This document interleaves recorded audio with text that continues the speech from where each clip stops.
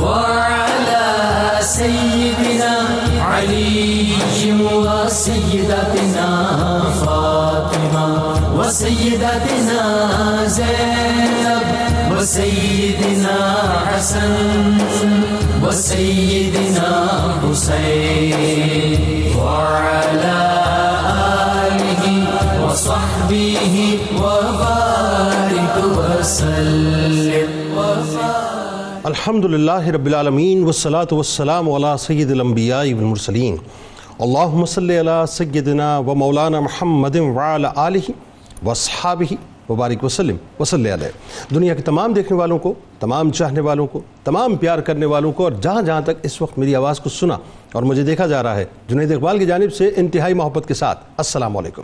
ایک بار پھر ناظرین، آپ کو پر نور صبح میں صبح نور کے ساتھ میں دل کی گہرائیوں سے خوش آمدید کہتا ہوں، اور آئیے بلا توقف چلتے ہیں حضرت ابو انیس محمد برکت علی علیہ رحمہ کی تالیف اسماء النبی کریم صلی اللہ علیہ وآلہ وسلم سے رسول اللہ صلی اللہ علیہ وآلہ وسلم کے قسم مبارک پڑھنے اور سننے کی سعادت حاصل کرتے ہیں۔ سیدنا الرضاء صلی اللہ علیہ وآلہ وسلم، ہمارے سردار، اللہ پر راضی رہنے والے، درود و سلام بھیجے اللہ آپ صلی اللہ علیہ وآلہ وسلم پر، آپ صلی اللہ علیہ وآلہ وسلم کی آل پاک پر، اور صحابہ کرام رضوان اللہ تعالیٰ علیہم اجمعین پر۔ حضرت سعد بن ابی وقاص رضی اللہ تعالیٰ عنہ سے روایت ہے کہ حضور نبی کریم صلی اللہ علیہ وسلم نے ارشاد فرمایا کہ جو شخص آذان کے بعد توحید و رسالت کا اقرار کرے اور ساتھ میں یہ کہے کہ میں راضی ہوا اللہ کے رب ہونے پر اور حضرت محمد مصطفیٰ صلی اللہ علیہ وآلہ وسلم کے رسول ہونے پر اور اسلام کے دین ہونے پر، تو اس کے تمام گناہ معاف کر دیے جائیں گے۔ ناظرین کرام، میں اور آپ ایسے بخت پر نازا کیوں نہ ہوں جس بخت پر زمین و آسمان نازا ہیں۔ ناظرین کرام، میں اور آپ ایسی ہستی پر نازا کیوں نہ ہوں جس ہستی پر زمین و آسمان نازا ہیں۔ میں اور آپ ایسے غلام پر نازا کیوں نہ ہوں جن سے محبت کا حکم خود رب العالمین نے رحمت للعالمین کو دیا ہے۔ میں اور آپ ایسی مکرم ہستی پر نازا کیوں نہ ہوں کہ جنت جن کی مشتاق ہے، جن کا آتش پرستی سے خدا پرستی تک کا سفر انتہائی ایمان افروز ہے، جن کا شمار ان نفوس قدسیہ میں ہوتا ہے ناظرین جن کو اللہ تبارک و تعالیٰ نے خاص اپنے محبوب کے لیے چنا ہے۔ پہنچی وہیں پہ خاک جہاں کا خمیر تھا کی مزداق سیدنا سلمان فارسی رضی اللہ تعالیٰ عنہ کی ناظرین حق کی تلاش کی داستان، اور فارس سے شام، شام سے موصل، موصل سے نصیبین، نصیبین سے اموریہ، اور اموریہ سے مدینہ پاک تک کا سفر، اور مدینہ پاک میں مدنی آقا کے قدموں تک پہنچنے کی انتہائی کٹھن مراحل انتہائی ایمان افروز ہیں، جو چشم تصور سے یہ بتلاتے ہیں کہ یہ طلب یک طرفہ نہیں تھی ناظرین۔ جہاں سیدنا سلمان فارسی رضی اللہ تعالیٰ عنہ اپنے آقا و مولا صلی اللہ علیہ وآلہ وسلم کو تلاش کر رہے تھے، وہاں آقا و مولا صلی اللہ علیہ وآلہ وسلم بھی اپنے اہل بیت کے ایک فرد کے متلاشی تھے۔ یعنی یہ وہ خوشبخت ہستی ہیں جن کے خریدار کوئی اور نہیں بلکہ تاجدار کائنات صلی اللہ علیہ وآلہ وسلم خود بنے کہ جب تک بکے نہ تھے تو کوئی پوچھتا نہ تھا، تو نے خرید کر مجھے انمول کر دیا۔ ناظرین کرام، یعنی سرکار مدینہ صلی اللہ علیہ وآلہ وسلم کے عشق کی مقناطیسیت ان کو اس مقام پر لے آئی جہاں آپ رضی اللہ تعالی عنہ نے انسانوں کی غلامی کا طوق اتار کر دائمی غلامی یعنی غلامی رسول صلی اللہ علیہ وآلہ وسلم کا تاج اپنے سر اقدس پر سجا لیا۔ ناظرین کرام، حضرت سلمان فارسی رضی اللہ تعالیٰ عنہ وہ ہستی ہیں جو دین کی طرف سبقت لے جانے والے ہیں، جن کا زہد و تقوی اس معراج کو پہنچا کہ کن کی کنجی کے مالک کی زبان اقدس سے سلمان الخیر کا لقب آپ کو عطا کیا گیا۔ آپ رضی اللہ تعالیٰ عنہ انتہائی با کمال ہستی ہیں ناظرین، کئی زبانیں جانتے تھے، کئی مذاہب کا علم رکھتے تھے، کتاب اول اور کتاب آخر دونوں کا ہی علم آپ کو اللہ تعالیٰ نے عطا فرمایا، جن کو مولا کائنات مولا علی کرم اللہ وجہ الکریم حکیم لقمان کے متبادل قرار دے۔ ناظرین ذرا سوچئے کہ ان کا مقام اور مرتبہ کیا ہوگا کہ غزوہ خندق سے جانثاری کی ابتدا کرنے والے سیدنا سلمان فارسی رضی اللہ تعالیٰ عنہ ہر غزوے میں سرکار مدینہ صلی اللہ علیہ وآلہ وسلم کے ساتھ ساتھ ان کے سائے کی طرح رہے، جن کے مقام و مرتبے کا ناظرین اور جن کی رائے کی اہمیت کا یہ عالم تھا کہ غزوہ خندق مقام خندق کی وجہ سے غزوہ خندق کہلائی، اور خندق سیدنا سلمان فارسی رضی اللہ تعالیٰ عنہ کے مشورے سے پہلی مرتبہ وجود میں آئی۔ ناظرین کرام، مقام و مرتبہ اور خلق کے دلوں میں محبت و مودت کا اندازہ کیجئے ذرا کہ مہاجرین جن کو کہیں کہ سلمان ہمارا ہے، انصار جن کو کہیں کہ سلمان ہمارا ہے، جب یہ بات سماعت مصطفیٰ صلی اللہ علیہ وآلہ وسلم میں پہنچے تو عزتوں اور مرتبوں کے قاسم، عزتوں اور مرتبوں کے قاسم یہ فرمائے کہ سلمان ہمارے اہل بیت میں ہیں۔ حضرت سلمان فارسی رضی اللہ تعالیٰ عنہ ناظرین سادہ طبیعت اور متواضع انسانی نہیں تھے، بلکہ شہرت اور بڑائی کو ساری امت کے لیے مصیبت کا پیش خیمہ بھی سمجھتے تھے۔ زہد و تقوی اور خوف خدا کا یہ عالم تھا ناظرین کہ حضرت عمر فاروق رضی اللہ تعالیٰ عنہ کے دور میں جب مدائن کی گورنری ملی، یعنی طاقت و قوت ملی، کرسی ملی، مگر آپ اپنے لیے نہ تو کوئی گورنر ہاؤس بناتے، نہ کوئی عالیشان گورنر ہاؤس بناتے ہیں، نہ ہی کوئی محل تعمیر کرواتے ہیں، نہ ہی اثاثے بناتے ہیں، نہ ہی اس کو چھپاتے ہیں، بلکہ مصطفیٰ کریم صلی اللہ علیہ وآلہ وسلم کے اس پیارے سے کے پاس صرف اور صرف ایک آباد ہی ناظرین آدھی بچا لیتے تھے، یعنی آدھی جو ہے اس طرح سے بچھا لیتے تھے اور آدھی اپنے اوپر اوڑھ لیا کرتے تھے اور درختوں کے سائے میں آرام فرمایا کرتے تھے۔ یہ گورنر کی بات ہے ناظرین، یعنی تاریخ گواہ ہے کہ سرکار مدینہ صلی اللہ علیہ وآلہ وسلم کے اس پیارے نے جب پردہ فرمایا ناظرین، یہ سننے والی بات ہے تمام حکمرانوں کے لیے کہ جب آپ نے پردہ فرمایا ناظرین تو آپ کا جو مال تھا آپ کو پتہ ہے وہ کتنا تھا؟ یعنی آپ کے کل اثاثے 15 درہم کے برابر تھے، یعنی کل اثاثہ ایک گورنر کا حضرت سلمان فارسی رضی اللہ تعالیٰ عنہ کا پردے کے وقت کیا تھا؟ صرف اور صرف 15 درہم تھے۔ آئیے ناظرین آج انہی کی بارگاہ میں ہدیہ عقیدت پیش کرتے ہیں اور ان سے استفادہ کرتے ہیں اور ان سے یہ عرض کرتے ہیں کہ آج امت کو بہت ضرورت ہے حضرت سلمان فارسی رضی اللہ تعالیٰ عنہ کے کردار کی، کاش وہ ہم میں منتقل ہو جاتی۔ اللہم صلی علی سیدنا و مولانا محمد وعلی سیدنا علی و سیدتنا فاطمہ و سیدتنا زینب و سیدنا حسن و سیدنا حسین وعلی آلہ وصحبہ وبارک وسلم۔ اللہم صلی علی سیدنا و مولانا محمد وعلی سیدنا علی و سیدتنا فاطمہ و سیدتنا زینب و سیدنا حسن و سیدنا حسین وعلی آلہ وصحبہ وبارک وسلم۔ مفتی صاحب سب سے پہلے تو یہ بتائیے کہ حضرت سلمان فارسی رضی اللہ تعالیٰ عنہ ایسی ہستی صاحب کہ ظاہر ہے ان کا تعارف سب سے پہلے، لیکن تعارف کے ساتھ ساتھ وہ جو آپ کا فارس سے لے کر مدینے تک کا انتہائی ایمان افروز سفر ہے، اور اس سفر میں ہم اپنے ساتھ لے کے چلیں۔ بسم اللہ الرحمن الرحیم۔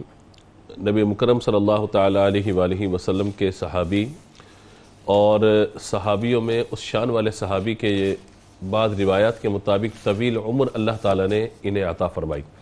ان کی ایک شان یہ ہے کہ یہ حضرت عیسیٰ علیہ السلام کے حواریین کی زیارت کرنے والے بھی ہیں بعض روایات کے مطابق، اور حضور اکرم صلی اللہ تعالیٰ علیہ وآلہ وسلم کے صحابہ میں طویل ترین عمر پانے والے، بعد نے 250 سال لکھا، بعد نے 300 سال سے بھی زیادہ آپ کی عمر کو شمار فرمایا۔ ایک روایت یہ بھی آتی ہے جی تو طویل عمر پانے والے صحابہ کرام علیہم رضوان میں آپ کا شمار کیا گیا۔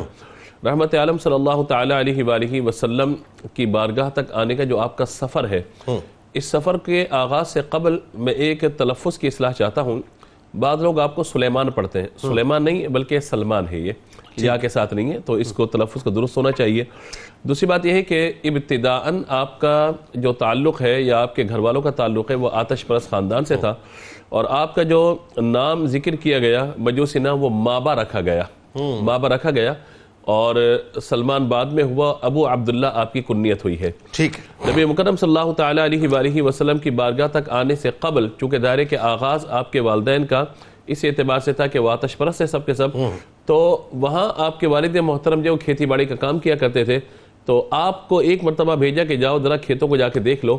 جب آپ وہاں پر پہنچے ہیں تو آپ نے وہاں جا کر کھیتی باڑی کے کام سے جب واپس پلٹے ہیں تو ایک گرجا گھر میں دیکھا، وہاں پہ لوگ کچھ عبادت کا انداز اختیار کیے ہوئے ہیں، حالانکہ آپ اپنے گھر میں آتش کدہ کو روشن کرنے پہ معمور تھے، یہ آگ نہیں بجھنی چاہیے، لیکن جب وہاں پہنچے ہیں تو دیکھا کہ وہاں لوگ ایک نئے طریقے کے ساتھ کوئی عبادت کر رہے ہیں، تو آپ کو ان کا انداز بڑا اچھا لگا، ٹھیک ہے، آپ ان کے ساتھ مانوس ہوئے، ان کے ساتھ بیٹھ گئے، گھر کافی تاخیر سے پہنچے، والد نے کہا کہاں رہ گئے تھے؟ تو کہا کہ میں تو وہاں چلا گیا اور اس طرح میں نے دیکھا. انہوں نے کہا نہیں وہ ہمارے مذہب کے لوگ نہیں ہیں. ٹھیک ہے. تو والد صاحب نے ڈیبیٹ کی، کہا کہ ہاں بات صحیح ہے آپ کی، لیکن ہمارے مذہب سے اچھی عبادت کا طریقہ ان کا مجھے لگا، تو لہٰذا میں ان سے مانوس ہو گیا.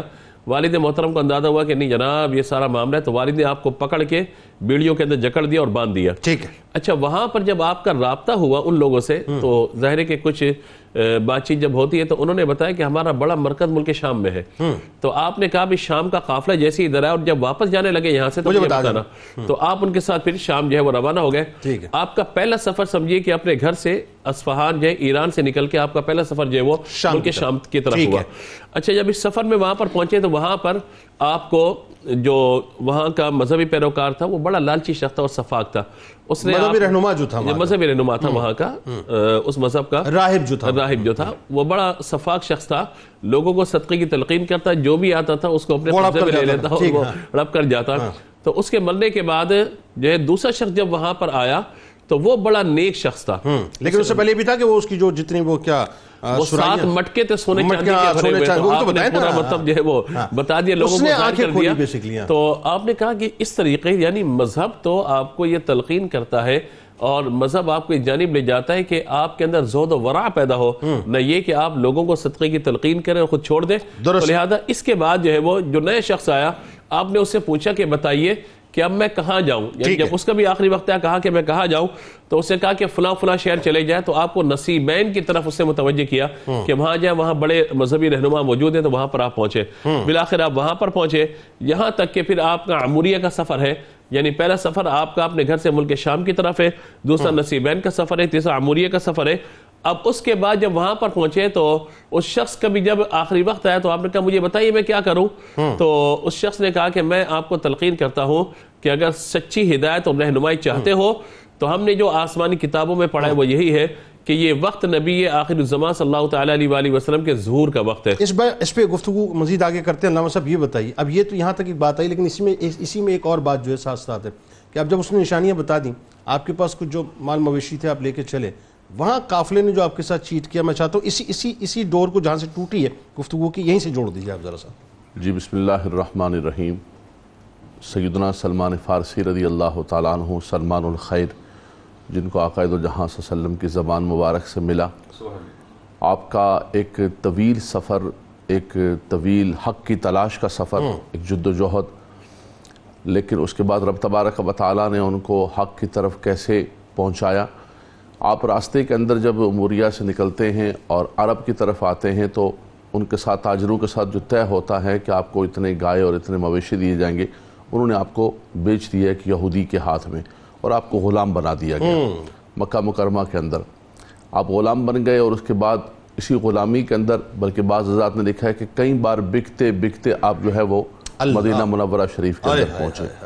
یعنی یہ بھی بڑی عجیب داستان ہے اور عجیب سفر ہے کہ آپ آقا دو جہاں صلی اللہ علیہ وسلم کی بارگاہ میں پہنچنے کے لیے کتنی صعوبتیں تکلیفیں برداشت کرتے ہیں، اور پھر سب سے بڑا صدمہ یہ ہے کہ ایک آزاد شخص جو ہے اس کو غلامی کے قید کے اندر اور پھندے کے اندر ڈال دیا جاتا ہے. یعنی اب آپ انسانی غلامی سے نکل کے غلامی رسول صلی اللہ علیہ وآلہ وسلم کا تاج لیکن وہ اس غلامی کو قبول کرتے ہیں، اس غلامی کو حاصل کرتے ہیں. مجھے یہ غلامی کی صعوبتیں تکلیفیں بالکل برداشت ہیں، لیکن ان کی غلامی مل جائے. مدینہ منورہ شریف کے اندر ابھی آقا دو جہاں صلی اللہ علیہ وسلم جلوہ گر نہیں ہوئے تھے، یہ وہاں پر پہنچ کے کام کرتے. اچانک ایک مرتبہ یہ درخت پر چڑھے ہوئے تھے کھجور کے اور اپنے آقا و مالک کا کام کر رہے تھے کہ ان کے رشتہ دار نے کہا کہ بھئی یہاں قباء کے اندر کوئی شخص آیا ہے، اور سب لوگ وہیں پر جمع ہیں. طلع البدر علینا من ثنیۃ الوداع وجبت الشکر علینا، وہ منظر تھا. اور کہا کہ وہ نبوت کا دعویٰ کرتا ہے تو آپ وہیں پر ہکا بکا ہو. کہا دوبارہ بتاؤ کیا، نیچے اترے. کہا دوبارہ بتاؤ. بولو تمہیں کیا، تجسس پیدا ہوا. تجسس. بولو تمہیں کیا، تم اپنے کام سے کام رکھو. گھونسا مارا. آپ خاموش تو ہو گئے، لیکن اس کے بعد جو ہے آپ نے جیسے ہی وقت آپ کو ملا کچھ چیزیں دیں اور آقا دو جہاں صلی اللہ علیہ وسلم کی بارگاہ کے اندر تشریف لے گئے. وہ جو 3 نشانیاں ذکر کی گئی، سب سے پہلے آپ نے صدقہ پیش کیا کہ یہ میری طرف سے صدقہ ہے، اسے قبول فرمائیں. آقا دو جہاں صلی اللہ علیہ وسلم نے مسکراہٹ کے ساتھ قبول کیا اور اپنے فقراء صحابہ کے اندر تقسیم کر دیا، لیکن خود استعمال نہیں فرمایا. پہلی نشانی پوری. کیا کہنا. پھر دوسرے دن لے کر آئے حضور یہ کچھ ہدیہ ہے، آپ نے خود بھی تناول فرمایا اور اپنے صحابہ کو بھی آپ نے دیا، دوسری نشانی پوری ہو گئی۔ تیسرے دن آپ تشریف لائے اور وہ جو مہر نبوت کو تلاش کر رہے تھے، وہ کیسے دیکھیں آپ، آقا دو جہاں صلی اللہ علیہ وسلم ایک جنازے کے لیے بقیع کی طرف تشریف لے گئے، اور بعض روایات کے اندر آتا ہے کہ بار بار آگے گھوم رہے پیچھے گھوم رہے، تو حضور صلی اللہ علیہ وسلم نے خود اپنی چادر مبارک اٹھائی اور اٹھا کے دکھا دیا کہ بھئی۔ اچھا، اس میں ایک اور جگہ پڑھ رہا تھا کہ وہ آپ پیچھے پیچھے چل رہے تھے اور اللہ تعالیٰ نے وحی کے ذریعے سے آپ کو کچھ مطلب جو ہے وہ عطا کیا کہ آپ جو ہے مطلب یہ کیا چاہتے ہیں، ذرا ان کی طرف توجہ کریں۔ بالکل، آقا دو جہاں صلی اللہ علیہ وسلم نے خود آگے بڑھ کر جو ہے ان کو چادر اٹھا کے دکھا دی، جیسے دیکھی تو وہ بالکل ہر چیز انہوں نے دیکھ لی، اور اس کے بعد انہوں نے اسلام قبول کر لیا۔ اسلام تو قبول کر لیا، لیکن اس کے باوجود چونکہ ابھی غلام تھے، ابھی اسلامی معاملات کو، فرائض کو، جہاد کے اندر، چیزوں کے اندر، غزوات کے اندر شامل نہیں ہو سکتے تھے، تو خود نبی کریم صلی اللہ علیہ وسلم نے فرمایا کہ تم اپنے آقا سے جو ہے وہ مکاتبت کیوں نہیں کر لیتے ہو، معاوضہ کیوں نہیں کر لیتے ہو؟ اس نے کہا میں بالکل بات کرتا ہوں۔ جب بات کی تو اس ظالم نے اتنی بڑی شرط رکھی کہ 300 کھجور کے درخت مجھے چاہیے ہیں جن کے اندر پھل لگے ہوں، 40 اوقیہ سونا چاہیے ہے، تب جو ہے معاوضہ اور مکاتبت ہوگی۔ اب خریدار مصطفیٰ کریم بن رہے ہیں۔ اللہ اکبر۔ آقا دو جہاں صلی اللہ علیہ وسلم کی بارگاہ میں آ کر بڑے مایوس سے ہو گئے کہ حضور اس سے تو بہت بڑی مکاتبت بتا دی۔ حضور نے فرمایا میرے غلام کوئی بات نہیں، حضور نے اعلان فرما دیا جس چیز کے پاس درخت ہے لے کر آ جاؤ اپنے بھائی کے لیے۔ کیا منظر ہے کہ ہر شخص درخت لے کر آ گیا اور آقا دو جہاں صلی اللہ علیہ وسلم اپنے ہاتھوں سے لگا رہے ہیں۔ سبحان اللہ۔ اور ایک مختصر عرصے کے اندر درخت بنتا ہے، اس کی ایک عمر ہوتی ہے، کھجور کا درخت بڑا طویل وقت لگاتا ہے، لیکن بعض روایت کے اندر آیا ہے کہ 1 سال کے اندر اندر وہ پھل دیتا ہے، اور مختصر وقت کے اندر جو ہے وہ درخت سارے کے سارے تیار ہو جاتے ہیں۔ آقا دو جہاں صلی اللہ علیہ وسلم کی بارگاہ کے اندر بالکل ایک انڈے جتنا سونا آتا ہے، حضور فرماتے ہیں کہ یہ سونا لو، یہ درخت لو اور جاؤ جا کر آزادی حاصل کرو۔ یعنی یہ ایک ایسی آزادی ہے کہ جس کے سارے انتظامات، ویسے تو ساری کائنات کا انتظام میرے آقا کے پاس ہے، لیکن اس غلام کے لیے حضور نے اپنے ہاتھوں سے درخت لگائے، اپنے ہاتھوں سے حضور نے ہاتھ اٹھا کر دعا فرمائی، اور آج اس غلام کو آزادی عطا۔ بھی تو کوئی بات تھی نا کہ وہ جو آپ نے دیا تھا، آپ نے فرمایا کہ جاؤ لے جاؤ، کے برابر انہوں نے کہا کہ حضور یہ تو بہت مختصر ہے، حضور نے فرمایا لے کے جاؤ، دیکھو اللہ اس کے اندر برکت عطا فرماتا ہے۔ وہ جب تولا گیا تو بالکل اس کا وزن مکمل تھا، اور رب تبارک و تعالیٰ نے تو حضور علیہ السلام کے ساتھ آپ کی حضور سے محبت، اور پھر آقا دو جہاں صلی اللہ علیہ وسلم کی اپنے غلام سے محبت، اللہ اکبر، اس کی اگر کہیں نظیر نظر آتی ہے تو وہ نظر آتی ہے سیدنا سلمان فارسی رضی اللہ تعالیٰ۔ خوبصورت جملہ جو آپ نے فرمایا کہ ہر ایک کہتا ہے سلمان میرا ہے، سلمان میرا ہے، حضور فرماتے ہیں سلمان منا من اہل البیت، فرمایا سلمان سب کا ہے، لیکن سلمان کو میں اعزاز دیتا ہوں کہ سلمان میرے اہل بیت سے ہے، سلمان بن اسلام بن اسلام، اس کا نسب پوچھو گے تو اس کا نسب اسلام ہی اسلام ہوگا۔ کیا بات ہے، تھوڑی سی اور گفتگو آگے۔ اب چونکہ بات آ گئی سرکار علیہ السلام کی اور سرکار علیہ السلام کی محبت کی اور عشق کی، تو دیکھیں بڑی بات ہے کہ ہم جو ہے وہ ظاہر ہے اس قبیل میں اپنے آپ کو شمار کرتے ہیں، اللہ کا فضل ہے کہ ہم سرکار علیہ السلام کے ادنا سے غلام ہیں اور ہمیں یہ ثنا اور توصیف کا موقع ملا ہے، لیکن کیا بڑی بات ہے اس کے لیے کہ جن کی تعریف خود سرکار بیان فرمائے، جن کا مقام و مرتبہ خود سرکار بیان فرمائے۔ آئیے ذرا اس طرف ذرا ہمیں لے کے چلیں۔ اعوذ باللہ من الشیطان الرجیم، بسم اللہ الرحمن الرحیم۔ سب سے پہلے تو آپ کا بہت شکریہ کہ آپ نے مجھے مدعو کیا۔ حضرت سلمان فارسی رضی اللہ تعالیٰ عنہ کو اللہ تبارک و تعالیٰ نے حضور علیہ السلام کی زبان مبارک سے بے شمار فضائل عطا فرمائے تھے، جن میں سے چند کا ذکر ہوا، اور ان میں سے ایک فضیلت جو بڑی رشک والی فضیلت ہے وہ یہ ہے کہ جب سورہ جمعہ کی آیات نازل ہو رہی تھیں تو ان آیات میں کچھ لوگوں کا ذکر ہوا جو مستقبل میں آنے والے ہیں اور وہ ایمان کو پا لینے والے ہیں۔ تو صحابہ نے عرض کی کہ یا رسول اللہ صلی اللہ علیہ وسلم یہ کون لوگ ہیں جو مستقبل میں آئیں گے اور اللہ تبارک و تعالیٰ آج ان کی ثنا اور مدح فرما رہا ہے کہ وہ ایمان قبول کر لیں گے؟ تو حضور علیہ السلام اٹھے اور سلمان رضی اللہ تعالیٰ عنہ پر اپنا دست مبارک رکھا، ہاتھ رکھا، اور پھر اس آیت کی تفسیر بیان فرمائی۔ اور یہ ہاتھ رکھنا یہ کتنی بڑی شرف اور سعادت کی بات ہے، اس کا اندازہ بخاری کی ایک روایت سے ہوتا ہے کہ جب حضور علیہ السلام خطبے کے لیے تشریف لاتے تھے تو ایک لکڑی کی ٹہنی سے ٹیک لگایا کرتے تھے، اور جب ایک وقت آیا کہ حضور علیہ السلام کے لیے ممبر بنا دیا گیا، اور جب پہلی مرتبہ اس ممبر پر جلوہ افروز ہوئے تو اس لکڑی کی ٹہنی کو پتہ چل گیا کہ آج حضور علیہ الصلوۃ والسلام کا جسم مبارک ٹچ نہیں ہو رہا. مطلب وہ تنا کیسا جو ستون حنانہ بنا اور رہتی دنیا تک جو ہے سرکار علیہ السلام کے قدمین شریفین اس کو نصیب. بالکل بالکل وہ ٹچ ہونا، اس کو جب پتہ چلا کہ وہ ٹچ نہیں ہو رہا تو اللہ تبارک و تعالیٰ نے اس تنے کو قوت گویائی عطا فرمائی کہ وہ اعلان کر دے کہ حضور علیہ الصلوۃ والسلام کا چھونا کتنا زیادہ رفعت اور بلندی والا ہے. صحابہ فرماتے ہیں کہ ہمیں زور زور سے رونے کی آواز آئی. یہ بخاری کے الفاظ ہیں کہ زور زور سے رونے کی آواز آئی، ایسی آئی جیسے بچہ بلکتے ہوئے روتا ہے. حضور علیہ الصلوۃ والسلام اپنے ممبر سے نیچے اترے اور اس لکڑی کے تنے کو اپنے سینے سے لگا لیا. صحابہ فرماتے ہیں کہ جیسے بچہ سسکیاں لیتے ہوئے خاموش ہو جاتا ہے جب اپنی ماں کے سینے میں آتا ہے، ویسے ہی وہ لکڑی کا تنا حضور علیہ الصلوۃ والسلام سے ٹچ ہو کر اسے قرار حاصل ہوا. یہ چھونے کی برکت ہے کہ حضور علیہ الصلوۃ والسلام کا چھونا اتنا رفعتوں اور بلندیوں والا ہے. آپ نے جب یہ تفسیر ارشاد فرمائی تو پہلے چھوا اور ارشاد فرمایا کہ اگر ایمان سریا کے پاس بھی ہوگا تو فارس کے کچھ لوگ ضرور اسے انشاءاللہ پائیں گے. یہ فارس کے لوگوں کی خصوصی فضیلت بتائی. اس کے تاج سلمان فارسی رضی اللہ تعالیٰ عنہ. جی بالکل، کہ مستقبل میں بھی ایسے لوگ آئیں گے کہ وہ سریا دور دراز علاقوں میں بھی ایمان ہو یہ پالیں گے. لیکن یہ حضرت سلمان فارسی کی بھی انڈورسمنٹ ہے کہ انہوں نے اس حق کو حاصل کرنے کے لیے کتنی زیادہ جدوجہد کی اور 4 ہجرتیں کی اور 10 آقاؤں کی غلامی حاصل کی اور اس کے بعد حضور علیہ الصلوۃ والسلام کے دامن سے وابستہ ہوئے. ایک اور خصوصی فضیلت جو اللہ تبارک و تعالیٰ نے حضرت سلمان فارسی رضی اللہ تعالیٰ عنہ کو ارشاد فرمائی کہ یہ جملے اور بہت کم صحابہ کے لیے ہمیں ملتے ہیں کہ اللہ تبارک و تعالیٰ نے حضور علیہ الصلوۃ والسلام خود ارشاد فرماتے ہیں کہ مجھے اللہ نے حکم دیا ہے کہ 4 لوگوں سے خصوصی محبت کروں، اور اللہ تبارک و تعالیٰ خود بھی ان 4 افراد سے خصوصی محبت کرنے والا ہے. ان میں سے پہلے ہیں حضرت علی رضی اللہ تعالیٰ جن سے اللہ حکم دیتا ہے کہ خصوصی محبت کرو. دوسرے ابو ذر ہیں رضی اللہ تعالیٰ عنہ. تیسرے مقداد ہیں، اور چوتھے سلمان فارسی رضی اللہ تعالیٰ عنہ مجمعین ہیں. اسی طرح سلمان منا اہل البیت، یہ اتنا بڑا تاج حضور علیہ الصلوۃ والسلام نے ارشاد فرمایا کہ بعض اوقات لوگ خاندان کے اندر ایک شخص ہوتا ہے جو سب کا لاڈلا ہوتا ہے. حضرت سلمان فارسی کو صحابہ میں اور حضور علیہ الصلوۃ والسلام میں وہ حیثیت حاصل تھی کہ وہ سب کے لاڈلے تھے.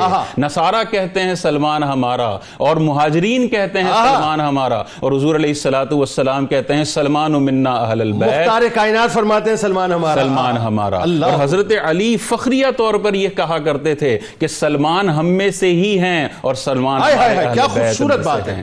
تو یہ اہل بیت میں ہونے کا شرف اللہ تبارک و تعالیٰ نے آپ کو عطا فرمایا. حضرت معاذ بن جبل رضی اللہ تعالیٰ عنہ کا جب وقت وصال آیا تو آپ سے نصیحتیں طلب کی گئیں تو آپ نے ارشاد فرمایا، اور یہ معاذ بن جبل وہ معاذ ہیں جن کے بارے میں حضور علیہ الصلوۃ والسلام نے ارشاد فرمایا کہ قرآن سیکھنا ہو تو معاذ سے سیکھو. ایسی عظیم شخصیت ہیں. آپ ارشاد فرماتے ہیں کہ علم حاصل کرنا ہو تو 4 لوگوں سے علم حاصل کرو. ان میں سے پہلے ابو دردہ ہیں، دوسرے سلمان ہیں، تیسرے عبداللہ بن مسعود ہیں، اور چوتھے عبداللہ بن سلام ہیں. آپ یہ دیکھیے اس میں ایک اور بات جو خاص طور پہ کہ ہم جنت کے مشتاق ہیں. ہم جنت، یعنی یہ دنیا جب سے بنی، یہ دنیا جب تک قائم رہے گی، جتنے مسلمان آئیں گے ہر مسلمان جو ہے جنت کا مشتاق. جنت کا مشتاق. ذرا یہ بھی تو بتائیے روایت کہ جنت کس کی مشتاق. جی بالکل. تو حضور علیہ الصلوۃ والسلام نے چند صحابہ ہیں جن کو نام لے کر جنت کی بشارت عطا فرمائی. ان میں سے ایک خوش نصیب صحابی سلمان فارسی رضی اللہ تعالیٰ عنہ. اور ان کی جب جنت کا ذکر آیا تو الفاظ بھی بڑے نرالے تھے کہ آپ نے ارشاد فرمایا 3 لوگ ایسے ہیں کہ جنت ان کی مشتاق ہے، ان کی منتظر ہے کہ کب وہ جنت میں داخل ہوں. ان میں سے پہلے علی ہیں، دوسرے عمار ہیں، اور تیسرے سلمان ہیں. اور آپ کا جیسے حضرت حضور علیہ الصلوۃ والسلام کی حضرت سلمان سے محبت تھی، ویسے ہی سلمان رضی اللہ تعالیٰ عنہ کی حضور سے محبت تھی. اللہم صلی علی سیدنا و مولانا محمد وعلی سیدنا علی و سیدتنا فاطمہ و سیدتنا زینب و سیدنا حسن و سیدنا حسین وعلى آله وصحبه وبارك وسلم.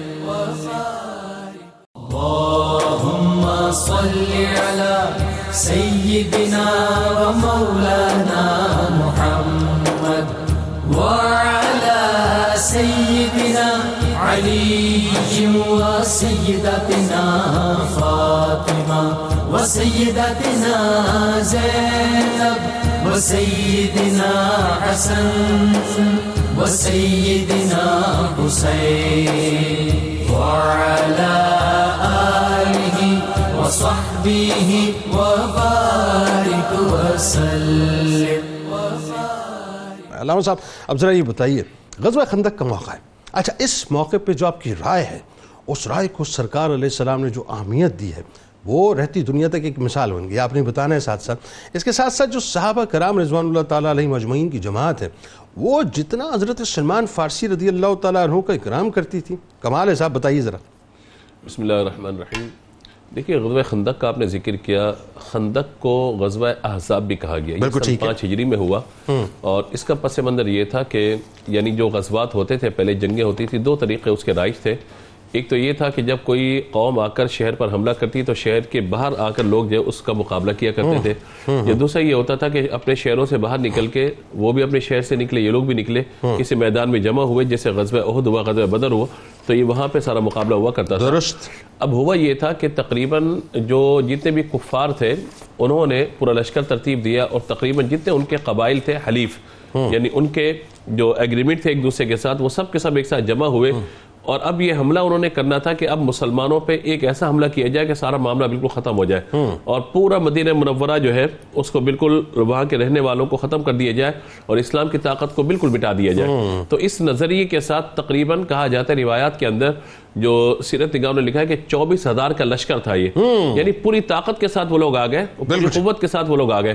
اب جب نبی مکرم علیہ الصلوۃ والسلام کو ان کی اطلاع ملی تو ظاہر ہے کہ مسلمانوں کی کیفیت ابھی وہ نہیں ہوئی کہ اس 24,000 کے لشکر سے مقابلہ کر سکے. بالکل ٹھیک ہے. یہ الگ بات ہے کہ دور حاضر کے تناظر میں اگر میں بات عرض کروں تو ایک نہتی لڑکی اللہ اکبر کا نعرہ لگا کے ابھی علاقوں میں غالب آ جائے، کیا اچھی بات، یہ الگ بات ہے. کیا اچھی بات. کافر ہے اگر اسے پتا ہو کہ اللہ اکبر میں کیا جوش اور جذبہ ہے، کافر ہے تو کرتا ہے شمشیر پہ بھروسہ، مومن ہے تو بے تیغ بھی لڑتا ہے سپاہی.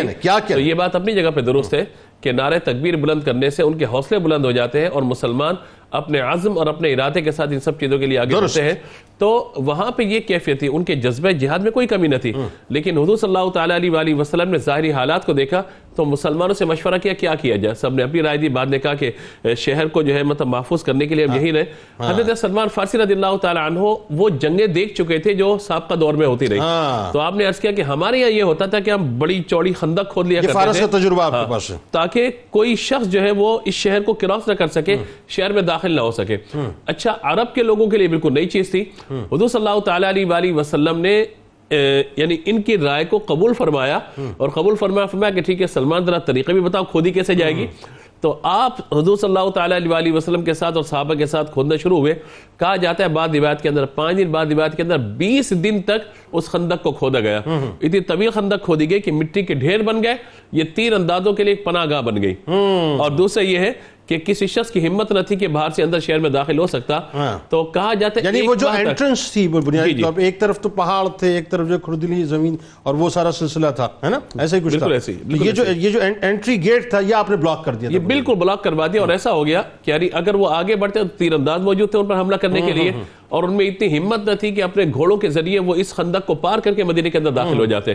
تو اس حکمت عملی کے وقت جو ہم روایت بیان کر رہے ہیں، بار بار علماء نے بیان کیا سلمان منا اہل البیت، یہ روایت جو بیان کی گئی ہے اس روایت کا پس منظر یہی ہے. اس وقت جو ہے مہاجرین کھڑے ہوئے کہ سلمان تو ہمارے ہیں، یعنی اتنا بڑا عظیم سلمان تو ہمارے ہیں. ادھر سے جو ہے وہ انصار صحابہ انہوں نے کہا نہیں جی سلمان نے تو یہ اسلام قبول کیا، سلمان تو ہمارے ہیں. میرے آقا علیہ الصلوۃ والسلام نے فرمایا کہ سلمان منا اہل البیت، سلمان تو میرے اہل بیت کے اندر شامل ہے. سبحان اللہ. اچھا کتنی چوڑائی، اس کی لمبائی اور اس کی ڈیپتھ وغیرہ 5 فٹ بتایا جاتا ہے؟ 5 فٹ بتایا جاتا ہے، اور چوڑائی کے اعتبار سے کہا جاتا ہے کئی میل تک اس کی چوڑائی تھی. یعنی جو لمبائی داخل ہونے کا جتنا وہ راستہ ہو سکتا تھا وہ پورے کا پورا جو ہے باقاعدہ کور کیا گیا. اس کو جو ہے 10 صحابہ ملا کے جو 1 میل تک، 10 صحابہ کو یہ ٹارگٹ دیا گیا کہ آپ نے یہاں سے یہاں تک کرنا ہے، یہاں سے یہاں تک، یعنی پھر ٹیم میں بنائیں گے باقاعدہ. اور اس خندق کو کھودنے کے لیے میرے آقا علیہ الصلوۃ والسلام خود بھی تشریف فرما ہوئے، اور بہت ساری جو معجزات کی باتیں بیان کی گئی ہیں، معجزات کا زور وہاں پہ یہ ہوا. لیڈر آف دی یونیورس جو ہے وہ خود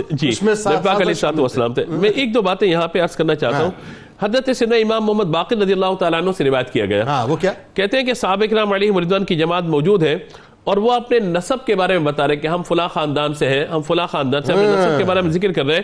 حضرت سلمان فارسی رضی اللہ تعالیٰ عنہ موجود ہیں۔ حضرت عمر نے پوچھا اے سلمان آپ اپنے نسب کے بارے میں بتائیے، تو کہا کہ میں اللہ کے بندے کا بیٹا سلمان ہوں، میں گمراہ تھا، مجھے اللہ تبارک و تعالیٰ نے حضور اکرم صلی اللہ تعالیٰ علیہ وآلہ وسلم کے ذریعے ہدایت عطا فرمائی، میں فقیر و محتاج تھا، مجھے حضور کے ذریعے تونگر کیا گیا، یہ نہیں کہ مجھے تونگر کر دیا گیا، ان اغناہم اللہ ورسولہ من فضلی، کہ اللہ کے رسول صلی اللہ تعالیٰ علیہ وآلہ وسلم کی وجہ سے مجھے غنی کیا گیا، میں غلام تھا اور اللہ تبارک و تعالیٰ نے مجھے اس غلامی سے نکال کے مصطفیٰ جان رحمت صلی اللہ تعالیٰ علیہ وآلہ وسلم کی غلامی عطا فرمائی۔ حضرت علی رضی اللہ تعالیٰ کے حوالے سے ایک بات کہا کہ حضرت علی سے حاضرین مجلس نے پوچھا کہ حضرت سلمان رضی اللہ تعالیٰ عنہ کن خوبیوں کے جامع تھے تاکہ اہل بیت سے جو آپ کی محبت صحابہ سے محبت کا ذکر کرے، تو کہا کہ حکیم لقمان کی جگہ جو تھی وہ تم سلمان کو رکھ دو اس جگہ پر۔ پھر فرمایا وہ تو ہم یعنی ہمارے اہل بیت میں سے ہیں، وہ ہم ہی میں سے ہیں، علم اول اور علم آخر انہوں نے حاصل کیا، یعنی کتاب اول انجیل کے بھی وہ عالم تھے اور کتاب آخر قرآن کے بھی وہ عالم تھے، اور سمندر جیسا ان کا علم ہے، یہ مولا کائنات مولا علی ٹریبیوٹ ہے آپ کو۔ بالکل۔ واہ واہ۔ اچھا تھوڑا سا اور سلسلے کو آگے بڑھائیے ذرا علامہ صاحب، اب یہ بتائیے، ایک تو یہ آپ کا مقام و مرتبہ ہے سرکار علیہ السلام کی بارگاہ میں، صحابہ کرام رضوان اللہ تعالیٰ علیہم اجمعین کی بارگاہ میں، پھر آپ کو ایک ڈیزگنیشن حضرت عمر فاروق رضی اللہ تعالیٰ عنہ نے اپنے دور خلافت میں دیا اور مدائن کی آپ کو گورنری عطا کی۔ اچھا جب میں ایز گورنر آپ کے کردار کو دیکھتا ہوں تو صاحب کاش ڈیسیملز میں بھی اگر پرسنٹیج اس رمق کی جو ہے وہ آج ہمارے حکمرانوں میں پیدا ہو جائے، میرا خیال ہے بہت سے مسائل ویسے حل ہو رہے ہیں کہ دنیا کی اتنی بے رغبتی، اور پھر وصال پاک کا آپ کا منظرنامہ ہے صاحب، ذرا بیان کیجیے۔ جی بسم اللہ الرحمن الرحیم۔ سیدنا عمر فاروق رضی اللہ تعالیٰ عنہ نے آپ کو مدائن کا گورنر بنایا اور بڑی عزت کرتے تھے سیدنا عمر فاروق رضی اللہ تعالیٰ عنہ۔ کئی مرتبہ ایسا ہوا کہ آپ تشریف لائیں تو جو نشست ہے اور جو بیٹھنے کی جگہ ہے وہاں آپ کو بٹھایا اور بڑا اکرام دیا۔ جو آقا دو جہاں صلی اللہ علیہ وسلم سے آپ کا تعلق تھا اس کی وجہ سے بہت زیادہ صحابہ کرام آپ کا اکرام و عزت کیا کرتے تھے، اسی وجہ سے آپ کو مدائن کا گورنر بنایا۔ لیکن گورنری کے باوجود آپ کی زندگی کے اندر، آپ کے رہن سہن میں، آپ کی سادگی کے اندر کوئی تبدیلی نہیں ہے، اسی طرح بالکل سادہ مکان نہیں بنایا۔ آپ نے ایک شخص نے تمنا بھی ظاہر کی کہ ہم آپ کے لیے مکان بنائیں، آپ نے فرمایا کیسا بناؤ گے؟ میں یہ مکان اسے چھوٹے سے چھوٹا کر کے بتایا، تو پھر آپ نے کہا کہ ہاں بس اتنا ہو کہ میں اس کے نیچے سر چھپا سکوں۔ بازار کے اندر اتنی سادگی کے ساتھ آپ تشلے جاتے کہ ایک مرتبہ ایک شخص نے آپ کو مزدور سمجھ کے سامان پکڑا دیا۔ اچھا آپ نے بھی سامان پکڑ لیا، پکڑ کے چل پڑے۔ گورنر کی بات ہو رہی ہے، گورنر کے حیثیت سے راستے میں لوگوں نے، یہ سر بار بار گورنر لفظ ریپیٹ کرتے رہیے آپ۔ بالکل، راستے کے اندر لوگوں نے کہا کہ بھئی تم نے یہ کیا کر دیا، یہ ہمارے امیر اور گورنر ہیں اور صاحب رسول ہیں۔ تو اس نے شرمندہ ہو کر سامان لیا۔ آپ نے فرمایا نہیں اب تو میں نیت کر چکا ہوں تمہارا سامان گھر چھوڑ کر ہی لے آؤں، اور آپ سامان گھر کے چھوڑ کر آئے۔ آپ کو جو تنخواہ ملا کرتی تھی، فیاضی کا عالم یہ تھا آپ کا، 5000 درہم جو آپ کی تنخواہ تھی سب آپ اللہ تبارک و تعالیٰ کے نام پر صدقہ کرتے۔ بتائیے بالکل زندگی سادہ، آپ کا کھانا پینا سادہ، رہن سہن سادہ، یعنی دنیا جب آتی ہے، جب حسن آتا ہے تو نزاکت آئی جاتی، پھر یہ دنیا ایک آزمائش ہے۔ اِنَّا جَعَلْنَا مَعَ الْأَرْضِ زِينَةً لَهَا لِنَبْلُوَهُمْ أَيُّهُمْ أَحْسَنُ عَمَلًا۔ لیکن اس دنیا نے آقا دو جہاں صلی اللہ علیہ وسلم کے اس صحابی کو کچھ بھی نہیں کیا اور کوئی ان کے اوپر غالب نہیں آئی، زندگی اسی انداز سے آپ نے گزاری۔ حضرت سعد بن وقاص آپ بیمار ہوئے تو حضرت سعد بن وقاص صحابی رسول آپ کے پاس آئے اور آپ کو بیمار دیکھا تو آپ رونے لگے۔ فرمایا کہ حضور آپ کیوں رو رہے ہیں؟ آپ نے اتنی پاکیزہ زندگی بسر کی ہے اور آپ تو آقا دو جہاں صلی اللہ علیہ وسلم کے پیارے حضور سے ملنے والے، حضور کے حوض کوثر پر حضور کے ساتھ ہوں گے، آپ کیوں رو رہے ہیں؟ آپ نے فرمایا میں رو اس لیے رہا ہوں کہ نبی صلی اللہ علیہ وسلم نے ہمیں وصیت فرمائی تھی کہ دنیا کو اپنے اوپر غالب نہیں آنے دینا۔ میں نے یہ سامان جمع کیا ہوا ہے، مجھے ڈر لگ رہا ہے۔ سامان کیا ہے؟ وہی جو آپ نے ذکر کیا، 15 دراہم آپ کے ایسٹس ہیں، اور یہ گورنر ہے مدائن کا۔ جب اللہ تبارک و تعالیٰ نے ہر طرف سے فتوحات اور سونا چاندی کے انبار مال غنیمت کے اندر عطا فرما دیے، لیکن اس کے باوجود ان کی زندگی کے اندر کوئی تبدیلی نہیں آئی۔ رخصت کا وقت بھی آپ کا بڑا عجیب و غریب قسم کا ہے، وہ اپنی عالیہ سے کہتے ہیں کہ بھئی یہ کمرہ صاف کرو اور یہاں پر جو ہے وہ خوشبو چھڑکو اور سب لوگ بڑا اہتمام کرو۔ یعنی اللہ کا ایک بندہ کس انداز کے ساتھ، ہم دنیا سے جاتے ہیں تو روتے ہیں، میرے بچوں کو بلاؤ، میرا حساب کتاب کرو، کیا ہوگا میرے بچوں کا کیا ہوگا۔ آپ فرماتے ہیں کہ یہ صاف ستھرا کر کے اور یہاں زعفران اور خوشبو چھڑکو، کیا منظر چھڑک دی، بالکل تیار ہوا۔ فرمایا باہر چلے جاؤ، ایک مہمان آ رہے ہیں بڑے، وہ مہمان نہ انسان ہے نہ جن ہے، اور پاکیزہ مہمان آ رہے ہیں، میں ان کے استقبال کے لیے یہ ماحول بنا رہا ہوں، اور ان کو خوشبو بہت پسند ہے، خوشبو بہت پسند ہے، خوشبو بہت پسند ہے۔ سب کو باہر کیا، آپ وہاں پر آرام سے بیٹھے، وہ مہمان ان کی روح کو لے کر اللہ تعالیٰ کی بارگاہ کے اندر اور رسول اللہ صلی اللہ علیہ وسلم کی بارگاہ کے اندر، یعنی وہ اللہ کا بندہ جو حق کی تلاش کے اندر اتنے سفر، اتنی تکلیفیں، صحبتیں اور برداشت کرتے کرتے جب پہنچا، اپنی زندگی کتنی پاکیزہ بسر کی، علم کے اعتبار سے کتنی محبت فرمائی آپ نے۔ بخاری کے اندر، مسلم کے اندر کئی مرویات آپ کی موجود ہیں، لیکن سب سے بڑی بات جو آپ نے ذکر کی، جو آج ہم سب کے لیے ہے کہ دنیا ان کے ساتھ، ایک تو وہ ہے کہ دنیا ہے ہی نہیں ہے، ایک دنیا ان کے سامنے، ان کے دائیں بائیں، لیکن دنیا کو اپنے اوپر غالب نہیں آنے دیا۔ اللہم صلی علی سیدنا و مولانا محمد وعلی سیدنا علی و سیدتنا فاطمہ و سیدتنا زینب و سیدنا حسن و سیدنا حسین وعلی آلہ و صحبہ و بارک وسلم۔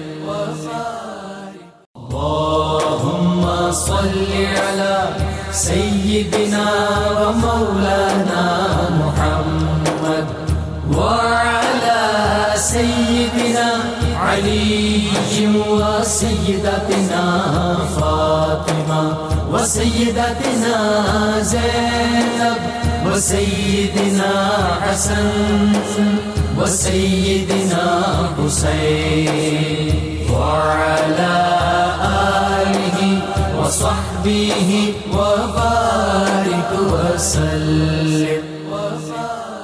کتاب الشفا کی جانب چلتے ہیں۔ سر درد سے نجات کا عمل آپ کو بتلاتے ہیں کہ پیشانی پر ہاتھ رکھ کر سورہ توبہ کی آخری 2 آیات اول و آخر درود پاک کے ساتھ 7 بار پڑھ کر دم کریں، انشاءاللہ شفا نصیب ہوگی۔ سیدنا سلمان فارسی رضی اللہ تعالیٰ عنہ کا کمال قول مبارک ہے کہ علم کی مثال دریا کی سی ہے، اس میں سے کتنا ہی خرچ کرو گے علم میں کوئی کمی واقع نہیں ہوگی۔ جناب سلمان پیارے مصطفیٰ کے جانثار، حضرت سلمان پیارے مصطفیٰ کے جانثار، آل احمد کے فدائی، اولیاء کے تاجدار، آل احمد کے فدائی، اولیاء کے تاجدار، معرفت ان کو تھی حاصل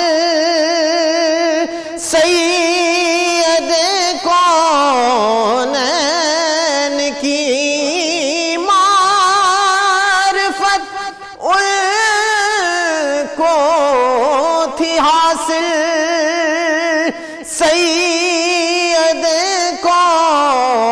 کونین کی، کر دیے اسرار ان پر رب نے سارے آشکار، کر دیے اسرار سارے اسرار ان پر رب نے سارے آشکار، سارے انصار و مہاجر اپنا کہتے تھے انہیں،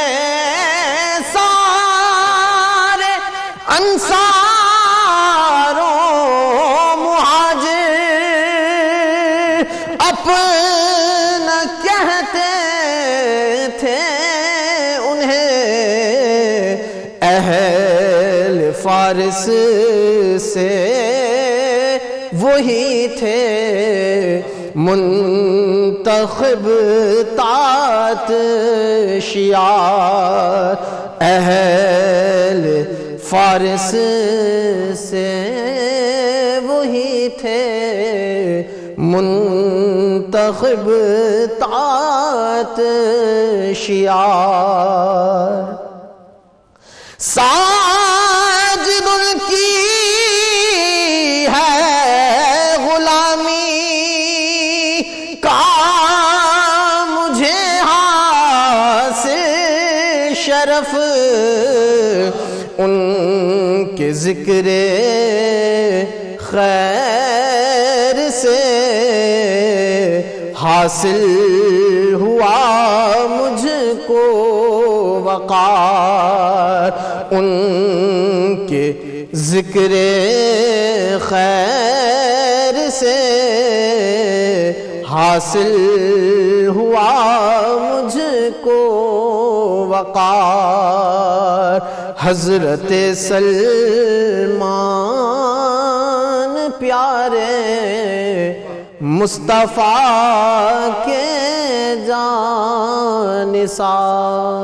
اللهم صل على سيدنا ومولانا محمد وعلى سيدنا علي وسيدتنا فاطمة وسيدتنا زينب وسيدنا حسن وسيدنا حسين وعلى آله وصحبه وبارك وسلم۔